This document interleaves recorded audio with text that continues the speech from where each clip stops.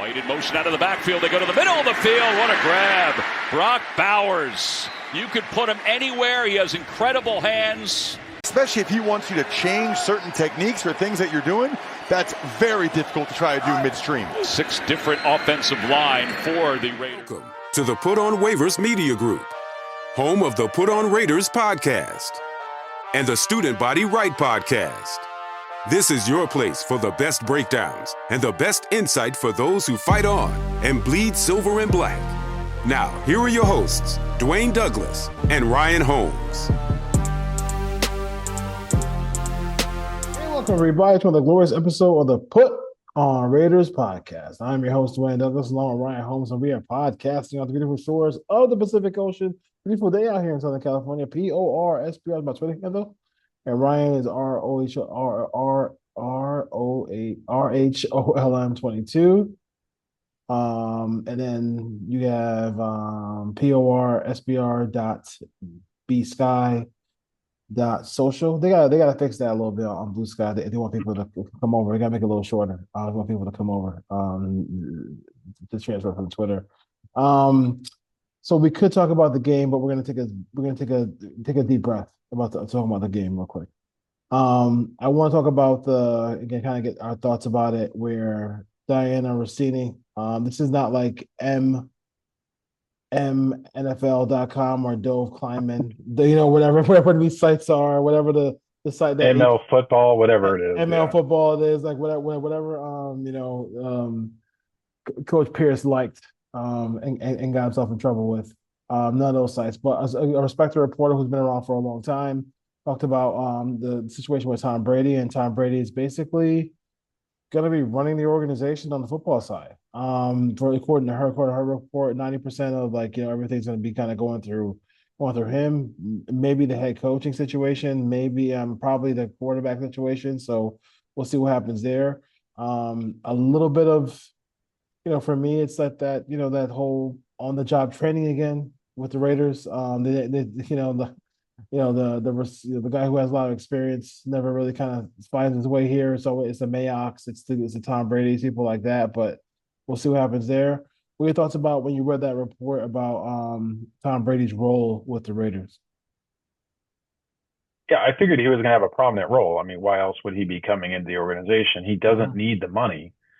He wants to come in and be a part of something and win something. So it doesn't surprise me at all that he's going to be taking a front seat, it sounds like, as far as a front office executive when it comes to business, the football operations side of it. Now, obviously, Tom Telesco is the general manager. He's going to have a huge say in things, but it's going to be a collaborative effort. Remember back to the offseason, Mark Davis kept talking about a trio. Al Davis always had the trio of 2 other people that he could go to ask questions and bounce ideas off of. So it doesn't surprise me now you have Tom Telesco, you have Tom Brady, and you have Mark Davis. That's Mark Davis's trio. So he's going to bounce ideas off all those guys. Who the ultimate decision maker is going to be at the end of the day, I don't know if it's Tom Telesco or if it's Tom Brady when it comes to who the head coach is going to be. I know people have asked for a long time for this president of football operations type position to oversee the GM. Well, now they have it, and now they don't like it. Now they're like, well, let Telesco do it. He's the GM. You guys asked for this forever, and now it appears that it's coming to fruition. It's just not entitled, but it sounds like Tom Brady is going to be higher in the food chain, and he's a part owner than Tom Telesco when it comes to the big picture ideas. Now, Tom Brady's not going to be in the draft room making draft picks in the 2nd, 3rd, 4th, 5th, 6th round, but he is going to have a prominent voice when it comes to football decisions. So here is I was thinking about this. I was on a walk the other day, and I was thinking about this part of it too. Was like when Ziegler screws up, you can just be like, hey, Dave, we'll cut you a check, it's over. Mayock, cut you a check, it's over. When the owner is in this role, part owner's in this role, it's a little bit different. He's there for life. You know what I mean? So if it does go, I mean, obviously we hope it goes well, but if it doesn't go well, then that's going to be a situation where what happens to that part of it, if you're going to play devil's advocate. Yeah, and you also have to look at it. Mark Davis doesn't have any children. Like, so what happens if something happens to Mark Davis? What's the succession plan of the organization? Maybe that's Will it. Brady be in a position by that time to have enough money with his ownership group to get a majority of the team in his control so he becomes the owner? I don't know if we'll ever get to that point, but it wouldn't surprise me at some point Yeah. if Mark Davis passes in the next, I don't know, let's say 20, 25 years. I don't know how old he is off the top of my head, but at some point we could be talking about Tom Brady as the owner of the Las Vegas Raiders. And that's probably what drove him to become to buy an ownership stake in the Raiders.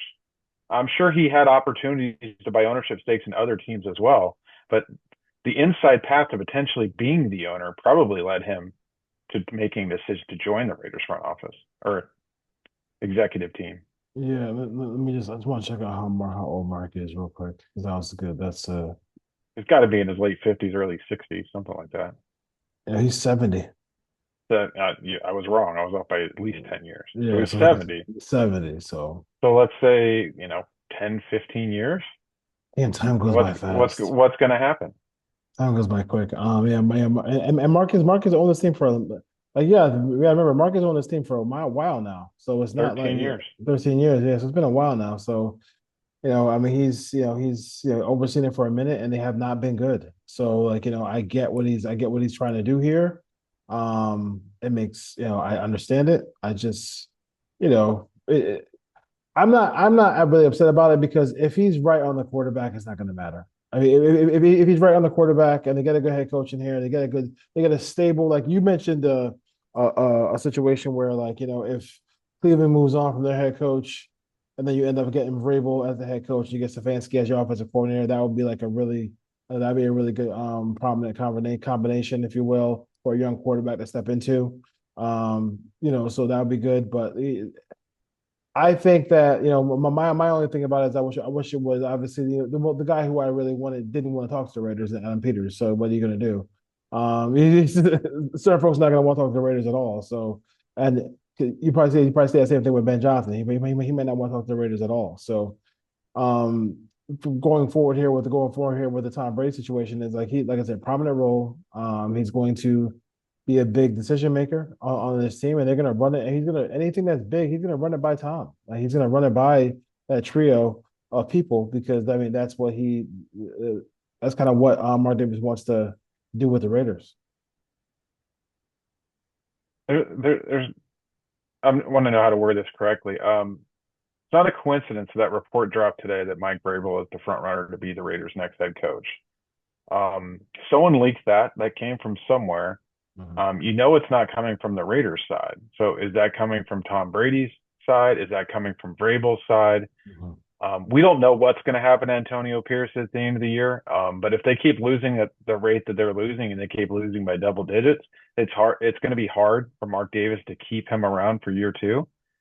But and I mentioned this the minute Brady became owner, people immediately went to Belichick. I said it's Vrabel. Vrabel would be the guy that Brady would want.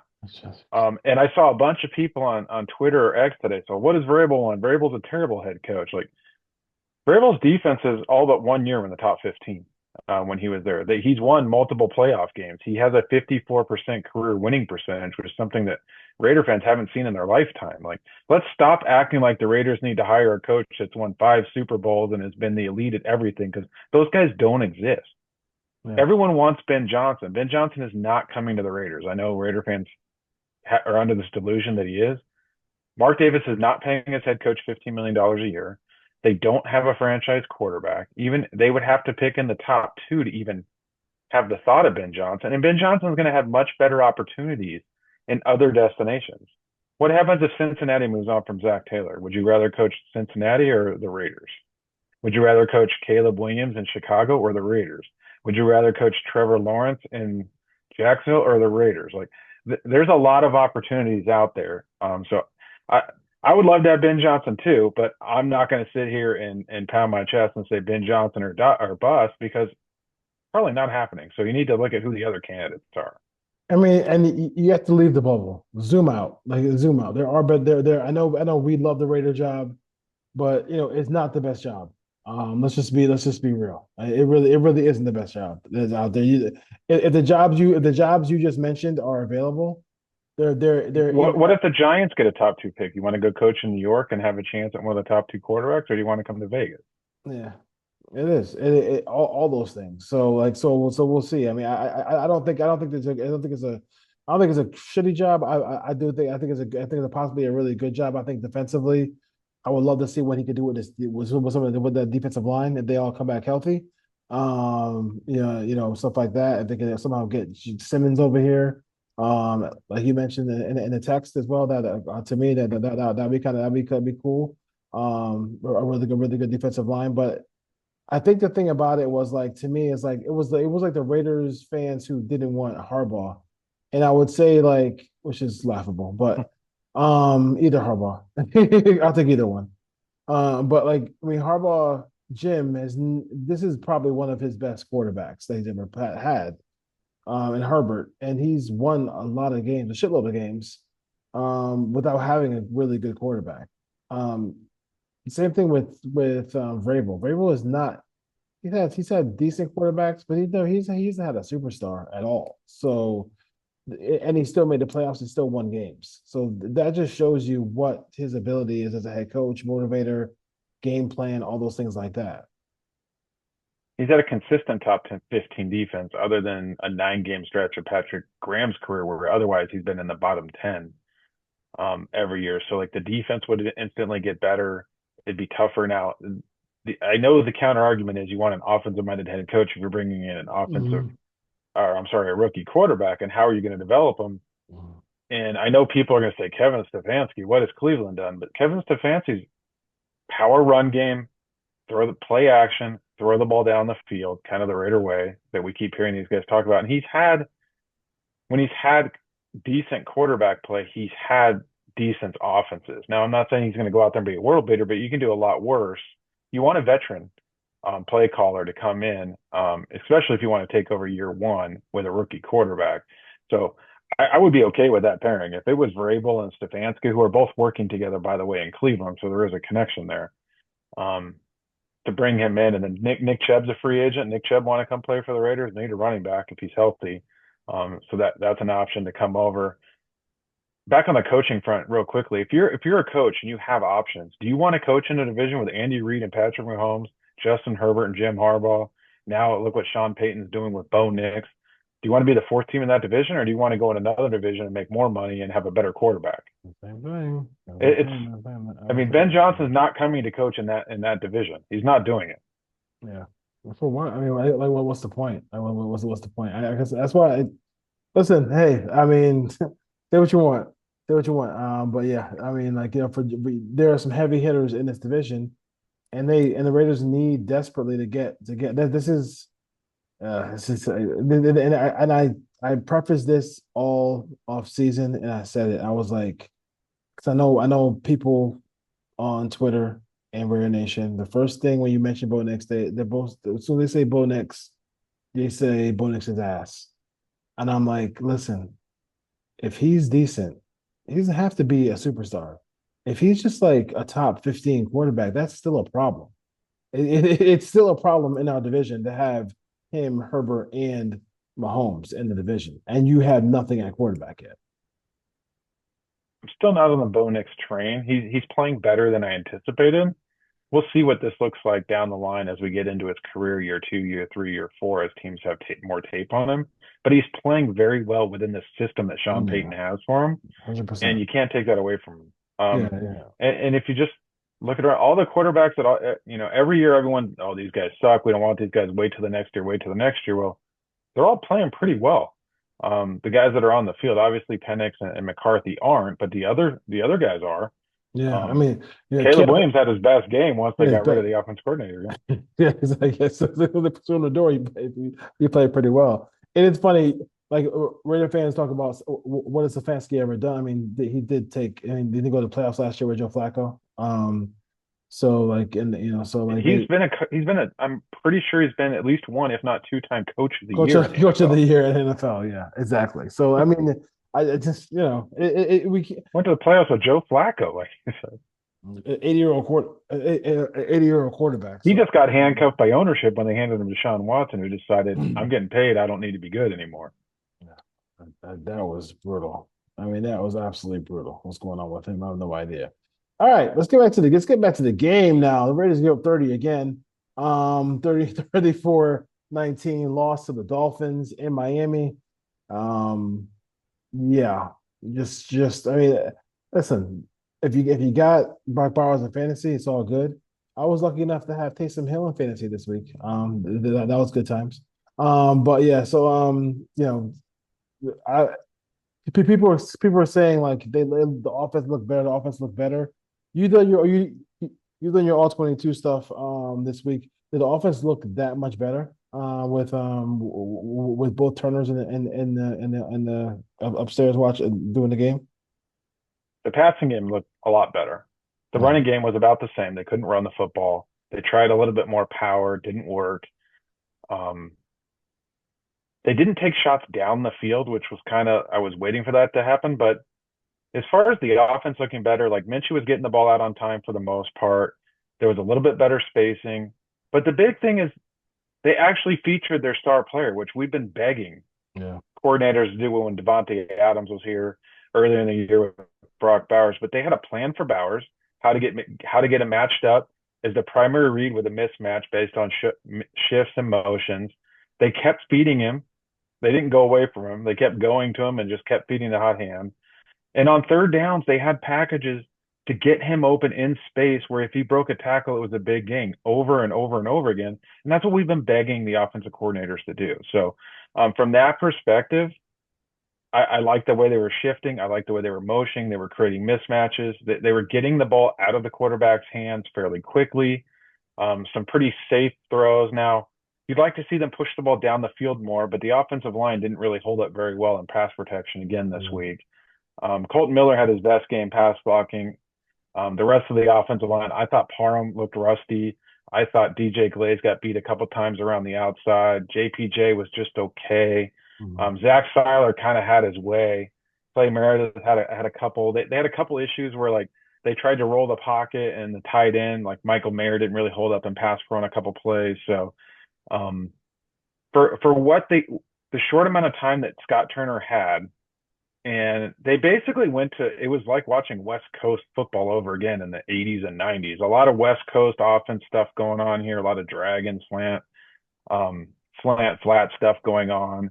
A lot of mesh this week. But they kept going back to plays. And I think the best thing that I saw was like they would call a play like the jet sweep to Brock Bowers in the first half. And then they'd use that same look, that same motion, and then throw the screen to Madison to the other side of the field. So they get the defense flowing one way based off a play they ran in the first half and had a counter to it to take advantage. And you saw them do that 3 or 4 times where they call a play out of formation and call something off of that later in the game, which we haven't seen Raiders offensive coordinators do in a while. So I'd give them a solid B overall. I can't go higher than that because the run game was putrid and they didn't take any shots down the field, but they had plays for their playmaker on third down.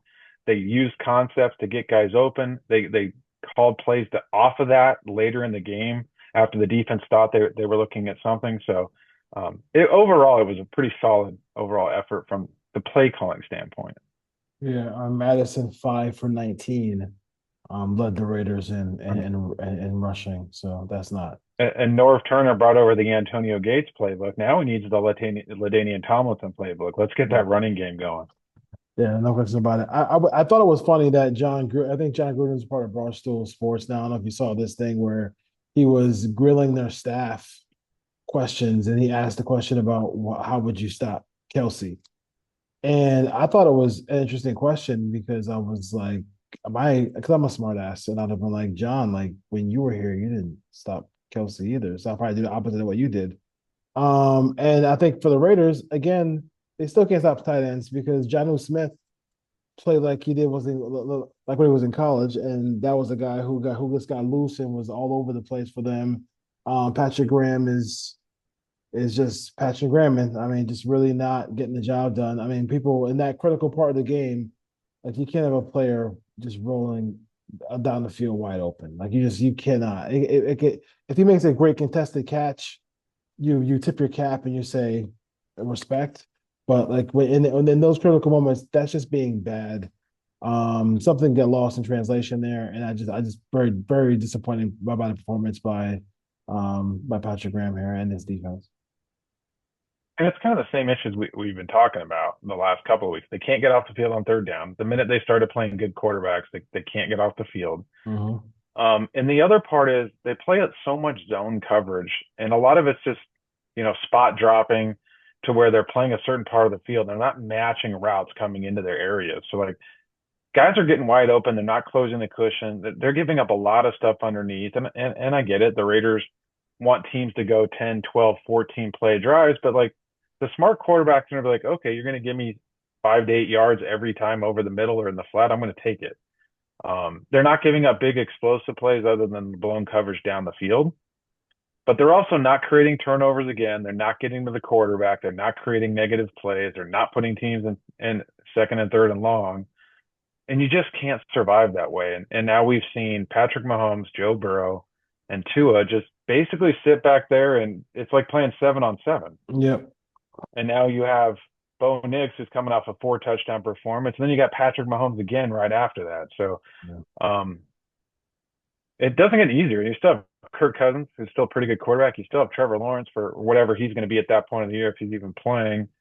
And you still got Justin Herbert again on the schedule.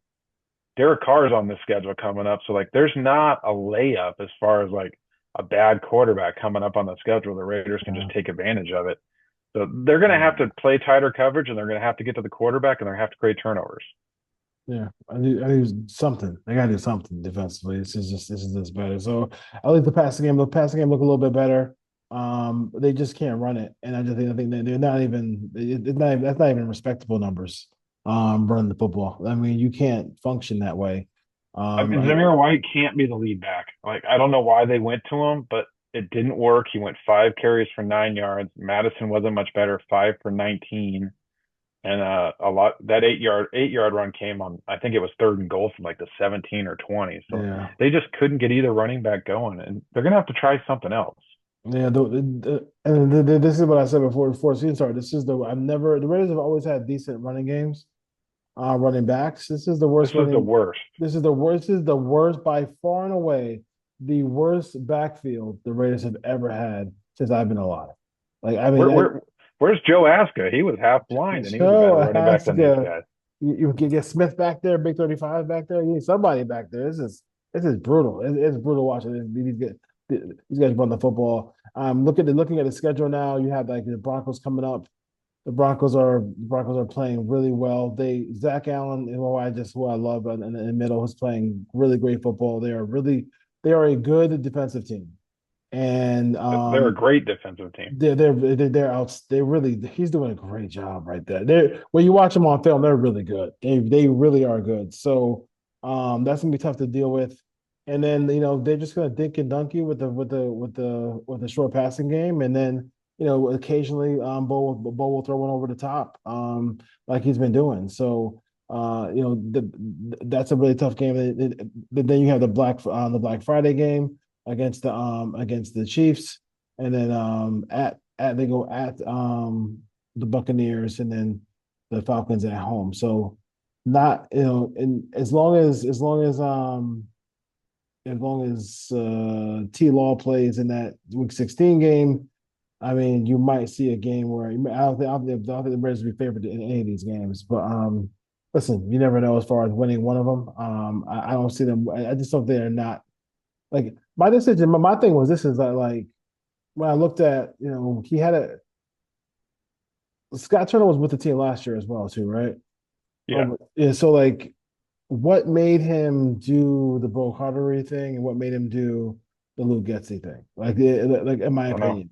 I just feel like he was a guy who, that even if you have that brain trust of like, it's kind of like weird to see father son doing that thing in the thing. It's like I don't take my dad to work, but I mean they obviously looked at least competent there in the passing game, and they're spotlighting the star player on the team who had 13 catches and he just looks like a gazelle when he gets. He looks so fluid when he catches the ball. It's pretty amazing for somebody that big to be able to do that. I don't know what his judgment was in not giving Scott Turner the job when he had that kind of experience in the National Football League. Yeah, I mean, what I saw on the Miami tape offensively was better than anything I can remember last year. Or Maybe against outside of maybe the Chargers game where they scored 63, but a lot of that was on defense and turnovers. The Raiders just didn't punch it in when they got in the red zone, or else, I mean, they could have scored 27, 30 points against the Dolphins if they just would have punched it in. They didn't have a lot of possessions either. The defense didn't force a punt the entire game. I don't know if maybe Norv came along just for a couple of games. I don't know if Norv would have signed up for an entire season if they wanted to do that starting week one or in the off season. Maybe he just didn't want to go through training camp at 72 years old. Maybe it's like, maybe I'll come in and help for 6 or 8 weeks. But it was promising compared to what we've seen. Now, I'd expect Minshew to play this week, and then we'll see what happens if Aiden O'Connell is healthy or if they decide eventually to go to Ritter. But we'll see. It's a tough defense they're coming up against. What do you think Denver ranks in scoring defense in the NFL right now? 5. Third. And where does and where do the Chargers rank?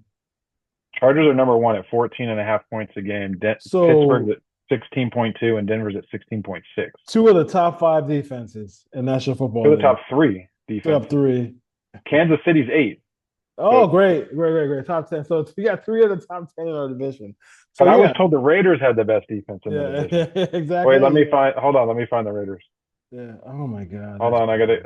There they are. 29th. KC. That's just brutal.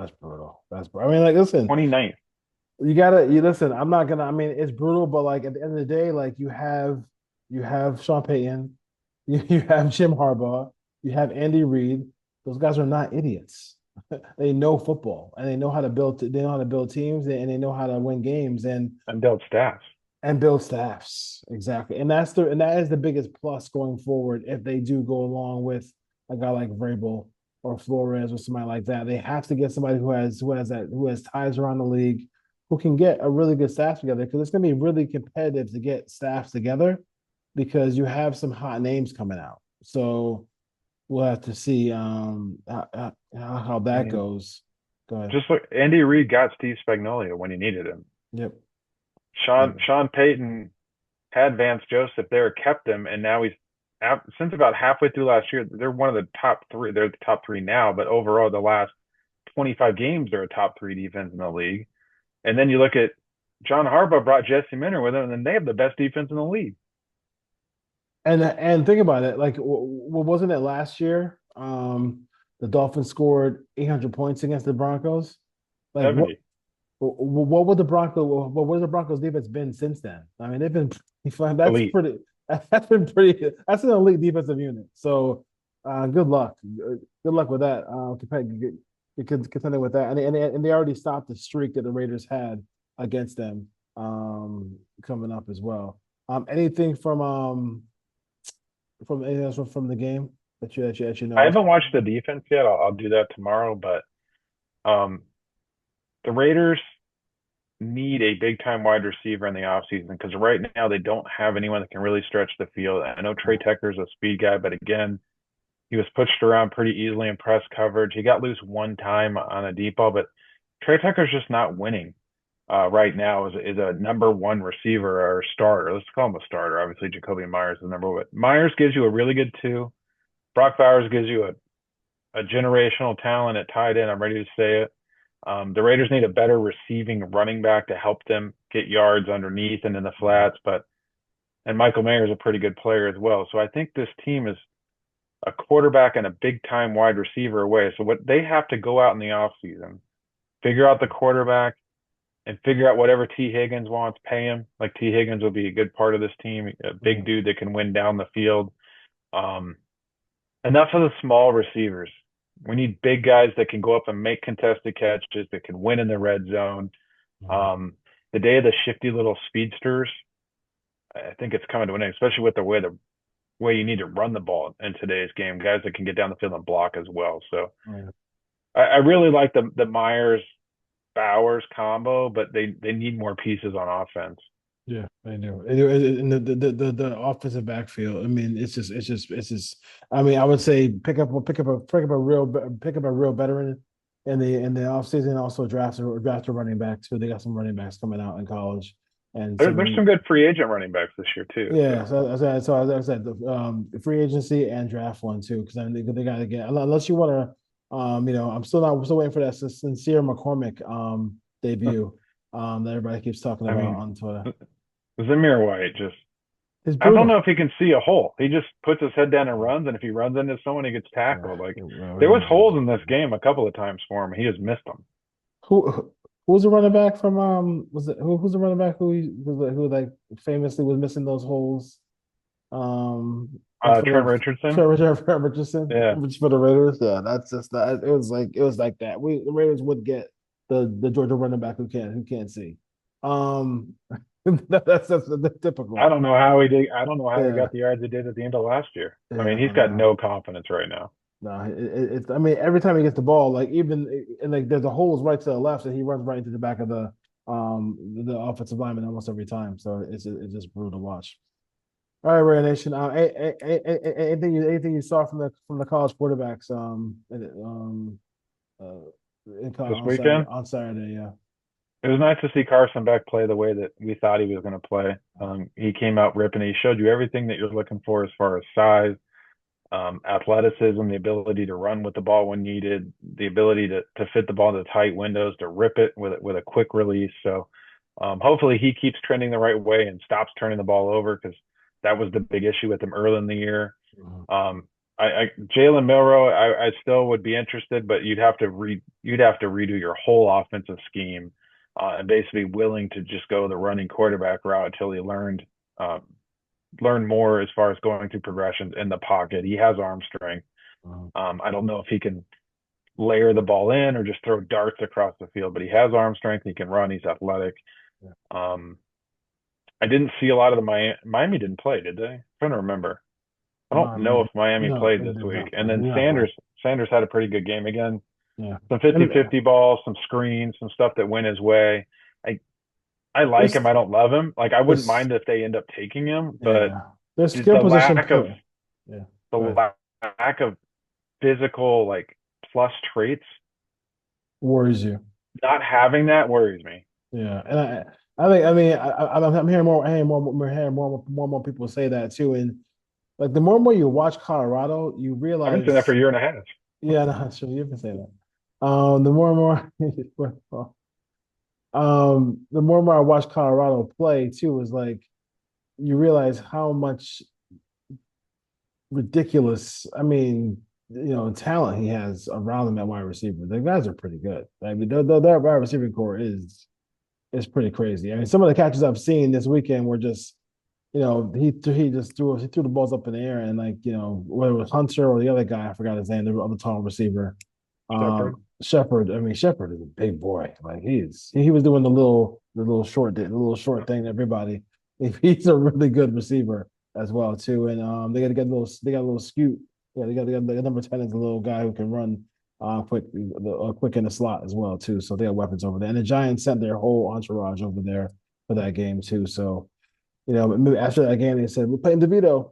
So I think with Sanders, you're getting a high floor. I think he's going to be a starter. Yes. You get a chance to be a solid starter. Do I think that he's going to be a difference maker? I don't know. I don't think the ceiling's as high with him, but the floor is definitely higher. So if you just want to hit a double instead of try to hit a home run, go for it. He might be a home run at the end of the day because of his mental processing, his IQ, and his ability to understand defensive schemes of where to go with the football. That stuff matters. Yeah, it does. But it's hard to be an elite quarterback without having elite physical tools as well. Yeah, it's gonna be difficult. We'll see. All right, Brand Nation. The Raiders lose, and then we're gonna be saying that a lot. Yeah, we have been saying it for 6 weeks. We've been saying a lot, and we'll keep trying to come with more different things to talk about as the season goes on. All right, Ryan. Have a good night. All right, take care.